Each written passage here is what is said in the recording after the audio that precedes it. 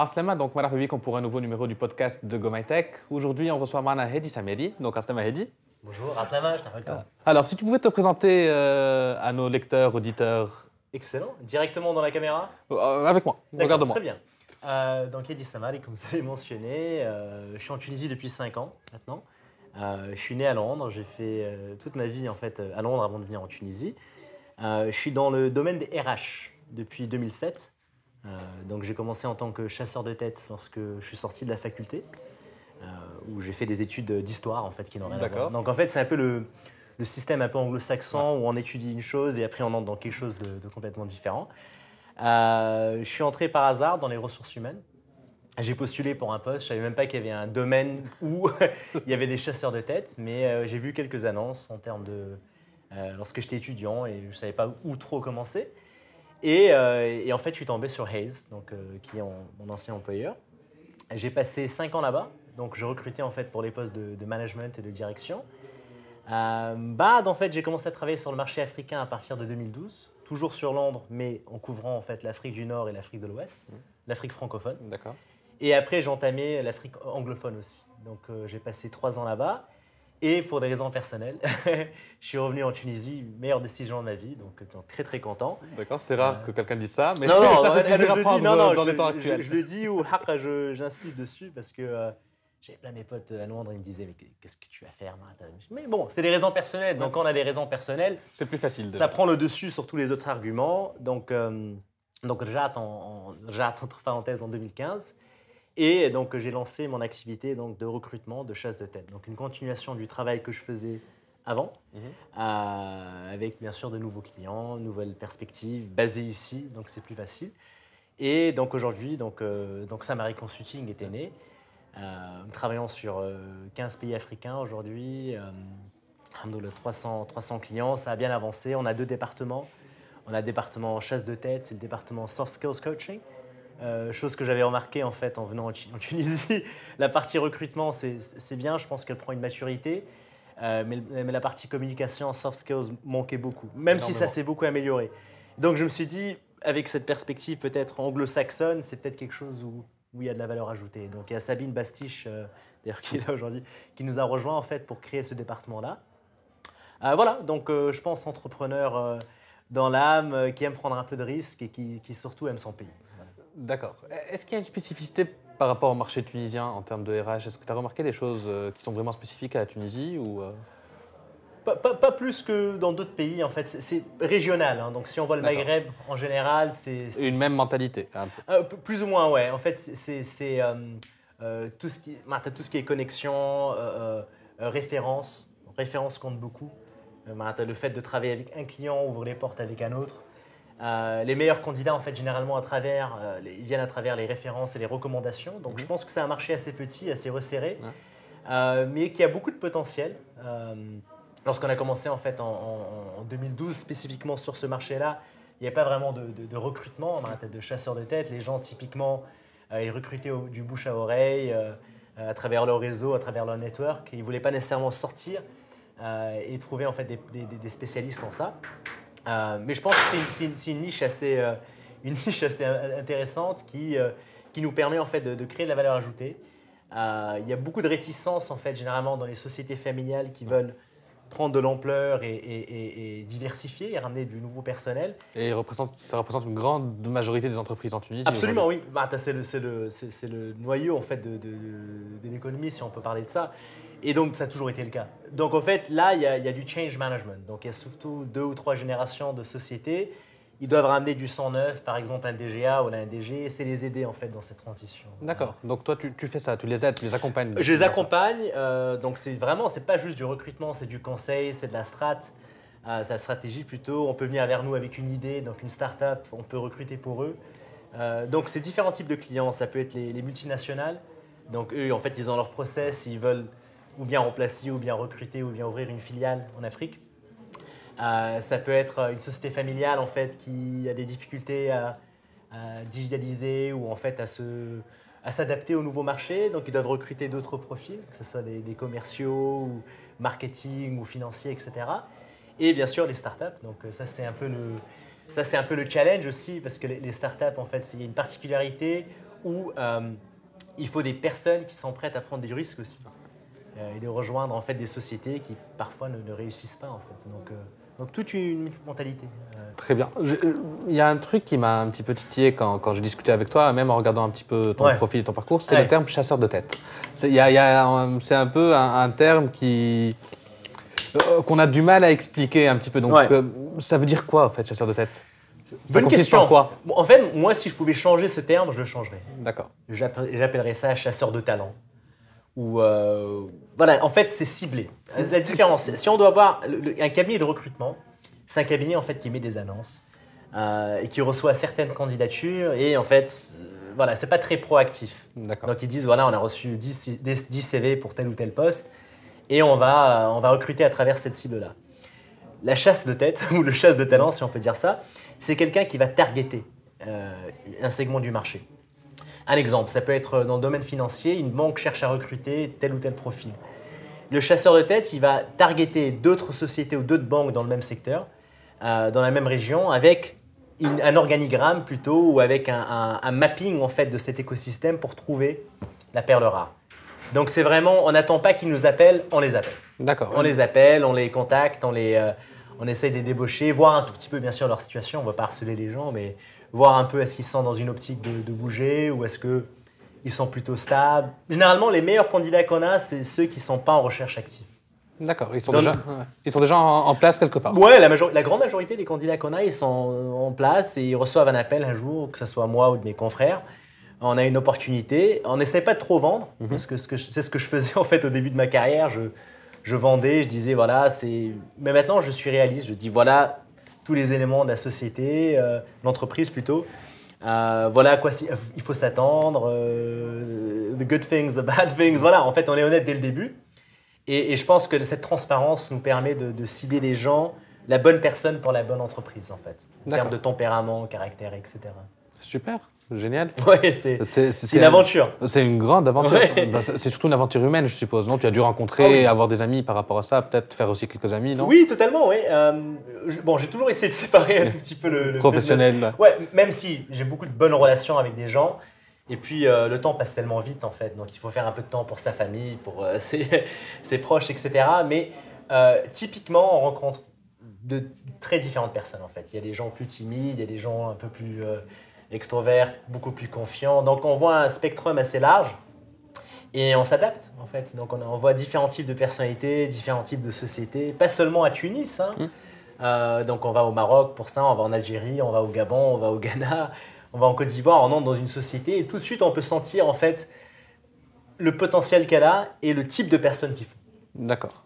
Au-delà du côté technique ou l'expérience professionnelle, mais plutôt, en fait, personality fit, soft skills. Donc, si c'est une entreprise plutôt familiale ou, je dirais pas old school parce que c'est péjoratif, mais en tout cas qui est assez traditionnelle, il ne faut pas quelqu'un qui va tout bousculer en fait dès le début. Il faut quelqu'un de plus diplomate, qui va savoir parler aux gens d'une certaine manière, etc. Dans les multinationales, par contre, ils cherchent des gens avec plus process, plus cadrés, plus timeline, qui parlent anglais, etc. Vous voyez, donc c'est ça. Ok, est-ce qu'il t'arrive de faire du cross-country, je sais pas, un profil qui est intéressant ici en Tunisie et que voilà, il y a une entreprise qui a un besoin au Maroc et tu l'envoies? Absolument. C'est une très bonne question parce qu'en fait, les Tunisiens en soi ont une très bonne réputation sur le marché. D'accord. Tout domaine confondu, il y a des domaines plus spécifiques?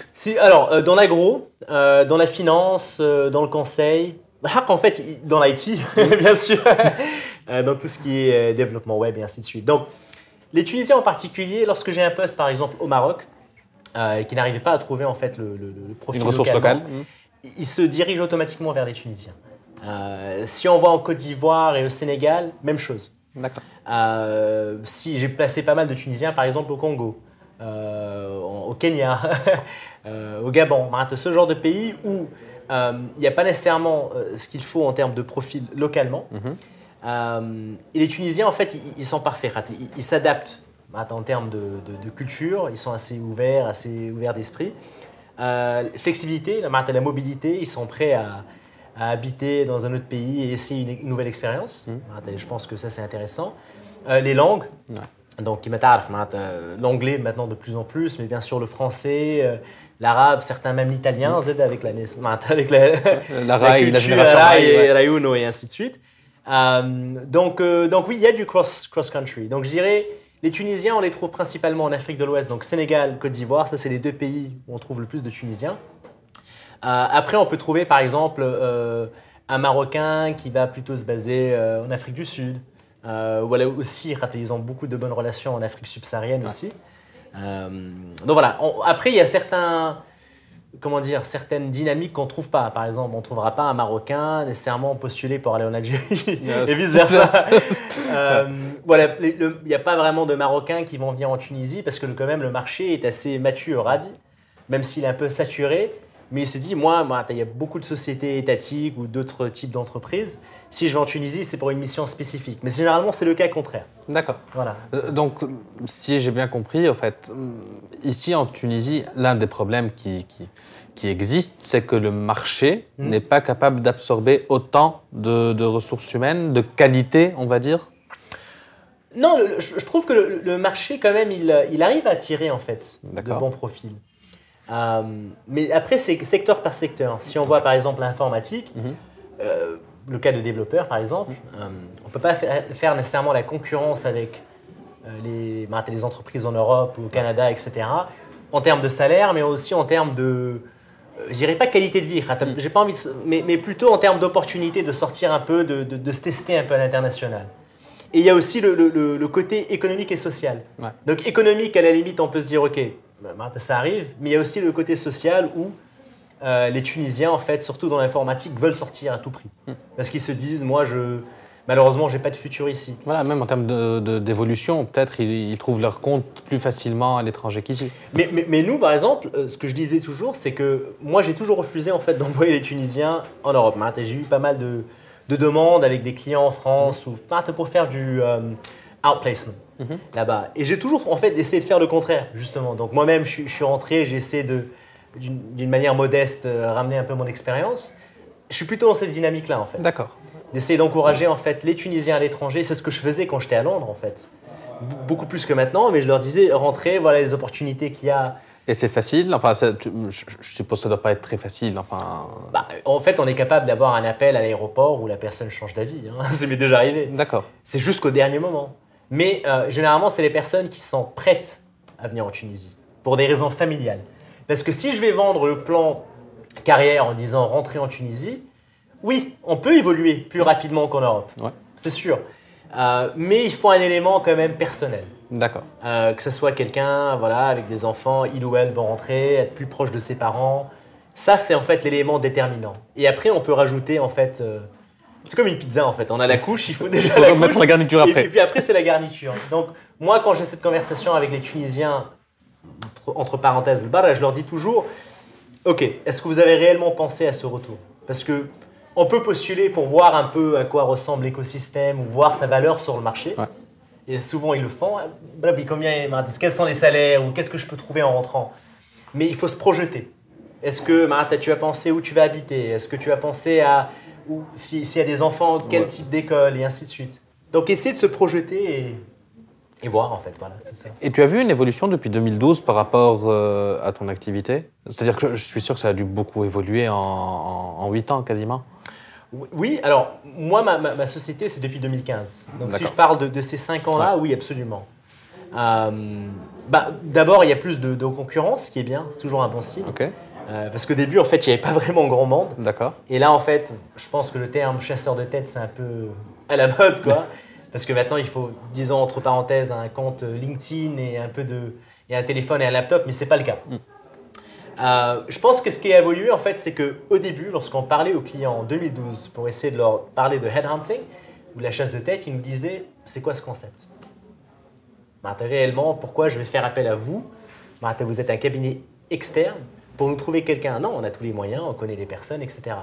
Cette mentalité a changé. Maintenant, on n'a plus besoin de convaincre en fait, le client de la valeur ajoutée d'externaliser ce service. Ce qui ne veut pas dire que la vie est plus facile, mais au moins, cette éducation qu'il fallait faire dans chaque réunion, on a moins face à ça en fait. Disons qu'en fait, 90% de nos clients sont des recommandations. Donc, c'est des gens en fait, qui recrutent avec nous et après, ils vont en parler à d'autres personnes. En fait, notre marché est comme ça. D'accord. C'est un peu ça, ouais. Et en termes de profil métier, il y a eu une évolution aussi par rapport à 2015 ou pas? L'IT, donc le développement c'est de web. plus en plus demandé? De plus en plus. Alors nous, on ne recrute pas pour les postes de développeurs parce qu'on ne peut pas assurer en fait la meilleure qualité et on ne préfère pas. On le faisait jusqu'à 2017. D'accord. Et après, on a réalisé que les candidats ils recevaient des appels, 5 appels par jour pour aller à l'étranger. Et moi, je lui donnais une offre en fait en Tunisie ou en Afrique. Ok. Et donc voilà. Donc je dirais que les secteurs, tout ce qui est delivery manager, CTO, dans les startups ou même dans les grosses multinationales ou les 2S2I. Tout ce qui est, disons, les domaines de l'export. Donc, si on parle de l'agroalimentaire, les directeurs commerciaux, les DG, les directeurs d'usine et ainsi de suite. Donc, tout ce qui est, on appelle FMCG, donc Fast Moving Consumer Goods, donc tout ce qui est voilà, produits cosmétiques, agroalimentaire et ainsi de suite. Donc, tout ce segment-là. L'automobile. L'automobile, c'est un énorme employeur en Tunisie avec vraiment des très très bons standards. Parce que bien sûr, il y a les Allemands donc, qui sont de plus en plus présents. Il y a les multinationales françaises, américaines, espagnoles et ainsi de suite qui continuent à investir. Il y a aussi les Tunisiens comme Shakir Akkad, je pense Groupe Elouni par exemple, qui sont pratiquement les leaders en termes de câblage aussi. Donc il y a une maturité. Rarement, en fait, on n'arrive pas à trouver le profil qu'il nous faut en Tunisie. Ça m'arrive très, très rarement de dire qu'il nous faut un expert étranger. D'accord. Typiquement, on a tout ce qu'il faut ici. Ce qui est une bonne nouvelle, je pense. C'est une très bonne nouvelle. Ouais. C'est une très bonne nouvelle. Pour rebondir sur ce que tu disais par rapport à l'IT, justement, où tu as dit que depuis 2017, tu as préféré par rapport aux développeurs. D'abord, ok, je comprends parfaitement que c'est vrai que c'est difficile de pouvoir gérer tout ça. Mais on voit aujourd'hui de plus en plus de développeurs qui veulent rester en Tunisie. Oui. On voit de plus en plus d'entreprises qui cherchent à recruter ces développeurs-là. Oui. Pourquoi est-ce que tu n'as pas songé peut-être à revenir vers ça ou peut-être à ouvrir une autre branche spécialisée dans ça? Une bonne question. Nous, on s'est toujours focalisé sur la chasse de tête de cadres, de managers et de directeurs. Et je pense que ce qu'on a souvent tendance à faire en fait, dans nos pays, dans les marchés émergents comme en Afrique, c'est d'essayer de tout faire. Et je pense que ça, en fait, c'est une erreur qu'on peut faire en termes de business. Donc nous, en fait, aujourd'hui, on a de la chance d'être parmi des cabinets où on fait appel pour des postes de direction et de management. D'accord. Parce qu'il y a cette certaine respect de la confidentialité, ce sérieux, etc. On ne dit pas non, et c'est pour ça que peut-être on reviendra sur le point de Elevid, qui peut aussi combler un gap dans ça. Souvent, en fait, on avait remarqué que effectivement, cette année, disons avec le Covid, désolé, je suis obligé de mentionner, c'est le mot. Les profils tunisiens, en fait, ont tendance à plus rester ici. Parce qu'en fait, il y avait un petit moment l'année dernière où pratiquement chaque fois qu'on prenait l'avion ou qu'on partait quelque part, il y avait une dizaine d'ingénieurs tunisiens qui allaient pour leur nouveau poste en France. Et je respecte, c'est un business à part. Mais je trouve qu'à un moment donné, les entreprises tunisiennes ont vraiment souffert à cause de ça. On devait stopper l'hémorragie. Alors là, c'est venu un peu naturellement, malheureusement, de cette manière-là, où en fait, il y a eu un peu plus de difficultés avec les visas et ça s'est ralenti un tout petit peu. Puis les gens, ils se sont dit, moi, je vais aller en France. Voilà, au Canada, je vais peut-être être bloqué là-bas. Donc, il y a eu un petit temps mort. Ce qui aide beaucoup, c'est les startups. Parce que les startups, maintenant, je sais que tout le monde dit startup, c'est un peu le mot de... Mais réellement, il y en a qui font un grand effort maintenant pour attirer ces personnes-là. Et pas de les attirer juste par rapport à l'argent, mais aussi par rapport à comment ils se comportent avec eux, comment ils les intègrent dans leur équipe, comment le type de management. Ça a évolué. Je ne sais pas si vous avez remarqué ça aussi. Ouais. Non, mais c'est vrai. Donc du coup, maintenant, effectivement, on pourrait y revenir, mais je ne veux pas non plus dire, voilà, je peux tout faire. Il y a d'autres cabinets qui font ça, qui sont très bien. Pourquoi essayer de monopoliser, de dire non, nous, donnez-nous tout votre business. D'ailleurs, je pense que le client, il apprécie lorsqu'il nous appelle, on leur dit, voilà, ça, c'est pas nous, mais voilà les personnes qui peuvent le faire. C'est beaucoup mieux, je pense. C'est clair. Ouais. C'est clair. Donc, tu m'as tendu la perche par rapport à Elevid, justement. Oui. Ce nouveau-né. Ce nouveau-né. Si tu pouvais le présenter, justement. Bien sûr. Merci pour cette opportunité. Donc Elevid, ça a été dans notre mindset depuis 2 ans. Vous n'arrivez pas à voir Sabine qui est ici aussi présente dans la salle, mais on lui a parlé, on a parlé de ce genre de concept. Et pendant le confinement, on a eu un peu plus de temps. Réellement, c'est cette année, on s'est dit, OK, la pression a un tout petit peu baissé, on a un peu plus de temps. On a 1 ou 2 mois là, pour essayer de faire le maximum en termes de développement, d'essayer de trouver une plateforme, une nouvelle version. Et on l'a fait. Elevate, c'est quoi? Elevate, en fait, c'est une plateforme online de matchmaking professionnel à base de vidéos. D'accord. Donc, c'est à 100% à base de vidéos. Et ça relie en fait 4 catégories de personnes. Donc, on a les chercheurs d'emploi qui sont reliés avec les employeurs, naturellement. Donc, ça rejoint un peu notre... C'est gratuit, hein, by the way. D'accord. Et les investisseurs avec les startups. Donc, il y a 2 connexions. Donc, si je cherche un emploi, je fais une petite vidéo que j'envoie et n'importe quelle entreprise peut la voir et pourra peut-être me contacter, si j'ai bien compris. Alors, pratiquement. Pas exactement. En fait, on a essayé de créer un peu plus de démocratie dans ce process-là. Parce que typiquement, qu'est-ce qui se passe avec les startups? Ils pitchent, mais elles ne savent pas à qui elles pitchent, parfois. Donc, elles donnent leur idée. Même chose pour le candidat. Il se pitch, il se vend et elle se vend. Mais de l'autre côté, en fait, c'est comme si quelqu'un pouvait appuyer sur un bouton oui ou non, tout simplement. Qu'est-ce qu'on a fait, nous? On a essayé de créer on a créé plutôt une plateforme où les 4 doivent pitcher. D'accord. Donc, chacun doit faire un pitch d'1 minute. Et il faut que tous les 2 se like. D'accord. Ça vous rappelle c'est Tinder. Ouais, on doit le dire, voilà. C'est ça. Donc, en fait, c'est un système qui s'appelle le double opt-in. Donc, les 2 doivent dire yes, please. Carrément, en fait, sur la plateforme, lorsque vous avez la vidéo de la startup devant vous, vous pouvez dire yes, please, no thanks. D'accord. Et si vous dites yes, please, la startup va recevoir une notification en leur montrant votre vidéo. OK. Et c'est que si cette startup dit yes, please à votre vidéo aussi, que vous avez un dialogue, un chatbox et vous pouvez parler. D'accord. Donc, il y a la perspective emploi, mais il y a aussi la perspective levée de fonds. Oui, alors moi, je ne suis pas un financier. Pour vous dire, en fait, moi... Tu mets en contact. Je mets en contact. Et ensuite, se débrouille sur la façon de collaborer ensemble. Absolument. Voilà. Après, il y a d'autres spécialistes en ça. On n'essaie pas de... C'est pas une concurrence pour un marché. Ce qu'on avait remarqué, en fait, c'est que les gens, ils n'arrivaient pas nécessairement à se connecter avec les gens. S'ils voulaient se connecter avec les gens, ils devaient entrer dans des incubateurs. Et ce qui est bien, mais aussi, d'une part, les incubateurs demandent certains termes, certaines contraintes financières. On doit céder du capital dès le début. Il y a un programme d'incubation qu'on doit suivre, etc. Ce qui est bien, il fallait ça. Mais ça ne correspond pas à tout le monde et à toutes les startups. Peut-être quelqu'un veut juste dire voilà mon idée en 1 minute. On appelle ça un elevator pitch. Comme on est bloqué dans l'ascenseur, on parle à quelqu'un, qu'est-ce que vous faites? Je me présente, c'est ça. D'accord. Et basé sur ça, en fait, l'autre personne peut dire c'est sympa, voilà moi ce que je fais. Et on se connecte et après, voilà, c'est à vous après de continuer la discussion offline. Toujours dans la plateforme, mais sans, disons, l'aide pour le moment de Elevate pour continuer la discussion. Et justement, est-ce que Elevate a vocation à un certain moment à intervenir, peut-être pour accompagner? Je te donne un exemple, je ne suis pas très à l'aise face caméra et j'ai envie de faire une vidéo. Est-ce que peut-être toi personnellement, est-ce que tu pourrais aider ces candidats à mieux pitcher? Absolument. Alors, c'est une très bonne question. On a d'ailleurs filmé 4 vidéos. Donc, une vidéo pour chaque utilisateur explicative qui leur permet en fait de leur donner des tips de comment enregistrer leurs vidéos pour qu'ils se sentent un peu plus à l'aise.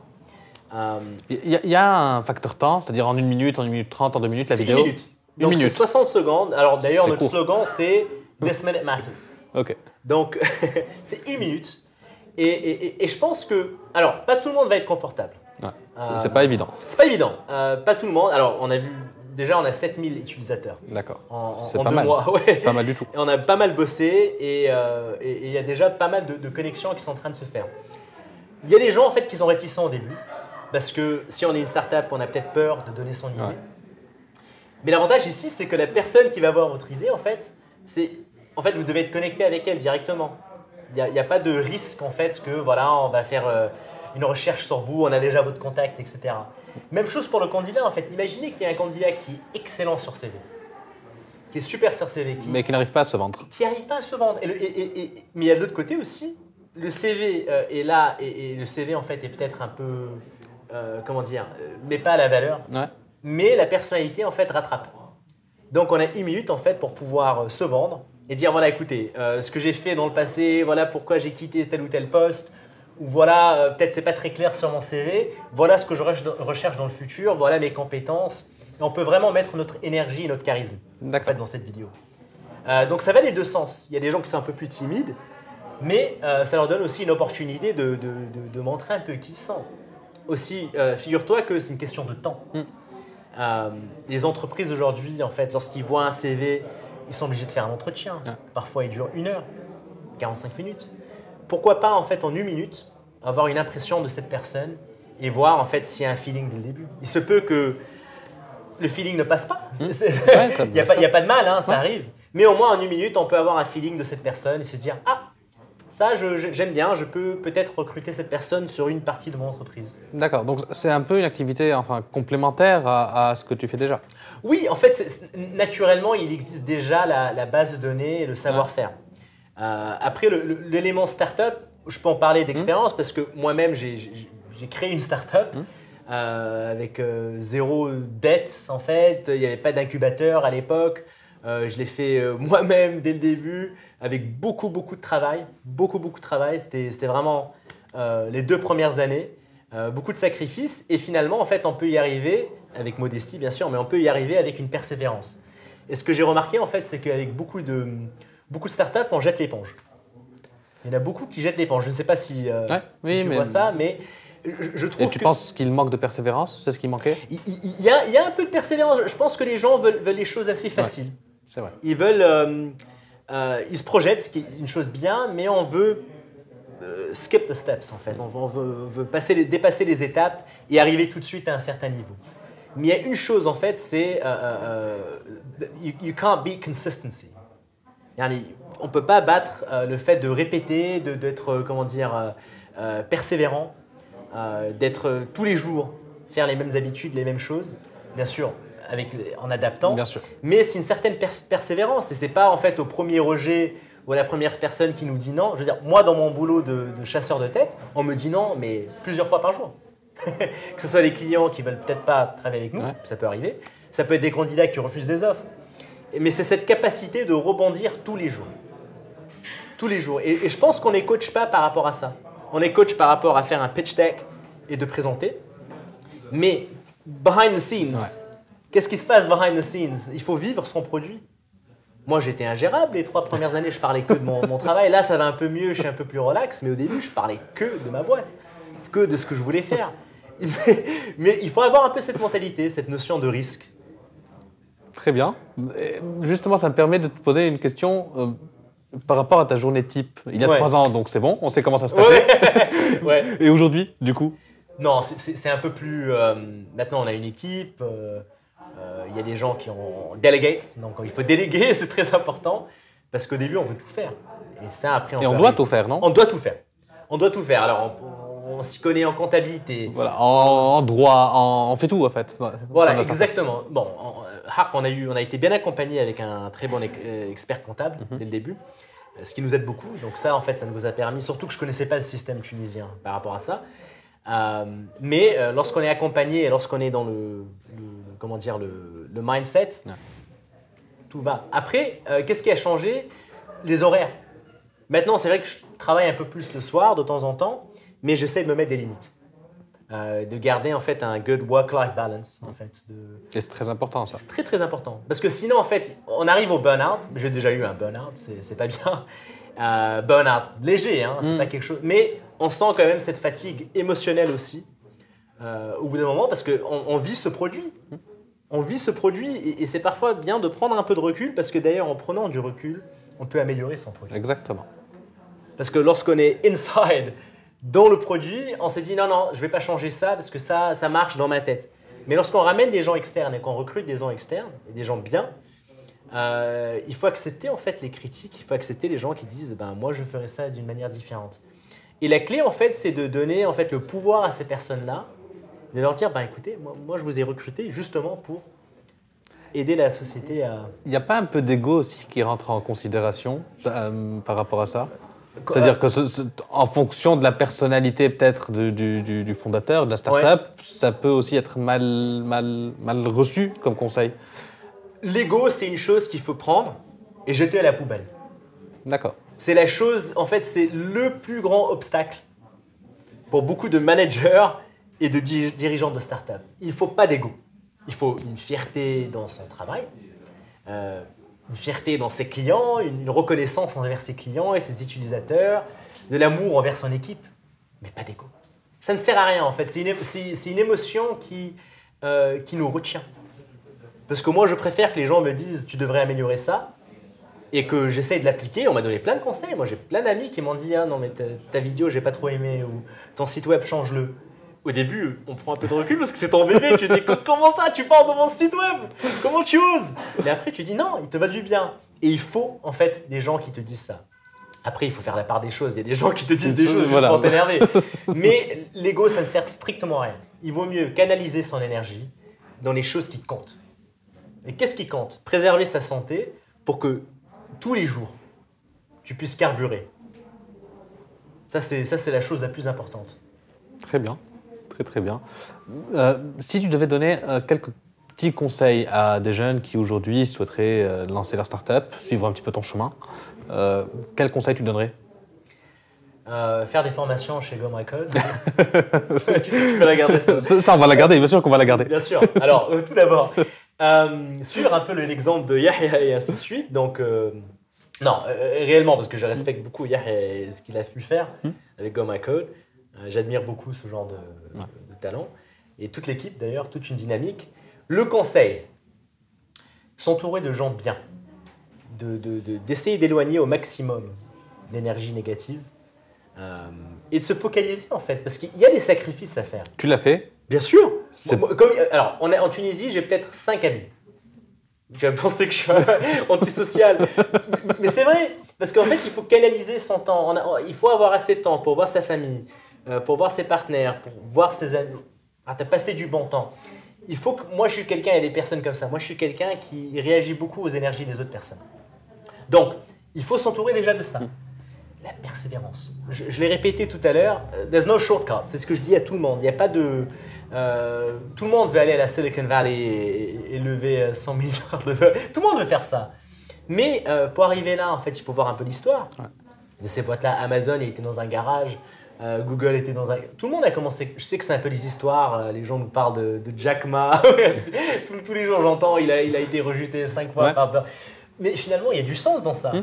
Il faut avoir un peu la grinta, comme on dit. Il faut avoir un peu cette personnalité et s'entourer de bonnes personnes et d'y croire à l'idée. Parce que peut-être ça n'a pas marché la première année, mais peut-être dans 10 ans, ça va marcher. Parce que tu as pu te réinventer. Ça, c'est très important. Mais vraiment, mon conseil, c'est d'éviter de perdre trop de temps avec des gens qui vous font perdre du temps. Pas trop écouter les conseils négatifs, même si j'ai dit tout à l'heure prendre du conseil constructif. Mais il y a aussi une différence. Parce que, petit exemple, moi, quand je voulais ouvrir ici en Tunisie ma boîte, on m'a pris pour un fou. Quoi? Tu vas aller en Tunisie en 2015, je pense une des pires années avec tout ce qui s'est passé. Tu vas ouvrir une boîte dans le recrutement où les gens... Tu es fou. Tu es fou? Prends une année de repos. Qu'est-ce que tu... Et si j'avais écouté ça, et d'ailleurs, les personnes qui me disaient ça, c'était les Tunisiens. Ouais, et moi, j'avais jamais habité en Tunisie, donc je me suis dit, oh là là, ça y est, il faut y croire. Il faut y croire, parce que finalement, la seule personne qui peut changer son propre destin, c'est soi-même. Et tu n'as pas eu un petit peu de... Enfin, tu n'as jamais vécu en Tunisie. Donc, tu es venu, tu t'es installé, tu as vécu ici. Il n'y a pas eu un choc entre ce que tu as connu ailleurs durant toute ta vie et le fait de venir ici? Ouais, totalement. 6 mois de transition. 6 mois. 6 mois. Je peux même faire un programme pour ceux qui sont intéressés. The 6-month step. Généralement, la plupart des profils, un petit peu comme le tien. Bon, toi, tu n'as pas vécu ici du tout, mais je connais beaucoup qui ont vécu à l'étranger, qui sont revenus et qui ont eu du mal à s'adapter. Donc toi, il t'a fallu 6 mois. Tu n'as pas eu envie de laisser tomber un moment, de dire bon, j'arrête et je repars? Non, parce qu'il n'y avait pas le choix. C'est les raisons familiales. Lorsqu'on vient pour des raisons personnelles, il n'y a pas le choix. Et puis, je pense qu'aussi, il faut aller jusqu'au bout d'un projet. Et ça, c'est encore la mentalité d'une start-up. Il ne faut pas dès le début, en fait, voir la banque, se mettre en dette, prendre un super bureau le premier mois. Non, tu travailles de chez toi au début, tu fais tes preuves et tu commences petit à petit. Là, après, tu prends un bureau. Donc, c'est prendre son temps, faire un peu des erreurs au début. Donc, on fait quelques amitiés, après on se dit non, c'est pas... C'est un peu difficile au début. Mais moi, j'ai eu de la chance parce que je suis quelqu'un d'assez simple. En fait, il me fallait du beau temps. Tu sais, je l'ai. Je l'ai eu. Donc, comparé à Londres. Ouais, c'est clair. Donc déjà, en fait, dès que je suis arrivé, il y avait la plage. Ok, déjà, là, on est bien. Après, il faut arrêter de comparer en fait les villes. La diaspora, quand ils rentrent, ils se disent ah bah Paris il y a ça, bah Londres. Non mais arrêtez, la Tunisie a son charme. Il faut juste accepter de ce qu'on a ici. Il y a plein de bonnes choses ici, il y a une super culture. D'accord, c'est un peu difficile quand même, on ne va pas se voiler la face. Mais il faut voir le côté positif dans les choses là. Et dès qu'on se met dans ce mindset-là, l'ancienne vie, en fait, c'est une vie, on peut y retourner en vacances ou pour une semaine ou deux, etc. Et on peut apprécier le meilleur moment, en fait, dans cette vie-là. Mais il faut se projeter ici et arrêter de faire la comparaison. Chose que j'ai faite au début. Je me suis dit, ah, ben à Londres, il y a tel ou tel musée, il y a tel ou tel festival, espace culturel, etc. Qu'est-ce qu'il y a ici? C'est la même chose, c'est répétitif, il y a les mêmes soirées, je vois les mêmes têtes partout. Et après, tu dis non, en fait, c'est sympa de voir cette tête, comment ça va? Et tu commences à entrer plus dans le mindset méditerranéen. Et je suis beaucoup plus relax ici que j'étais à Londres. Donc, message aussi aux jeunes, c'est que c'est pas toujours mieux à l'étranger. C'est pas toujours l'Eldorado. Pas toujours. Et on peut souvent se retrouver dans une situation loin de sa famille, loin de ses amis proches. Et ça prend beaucoup d'efforts. Donc, il faut apprécier notre beau pays pour ce qu'il est, ce qu'il a à nous offrir et qui est vraiment, en fait, entre deux cultures, je pense. Merci beaucoup.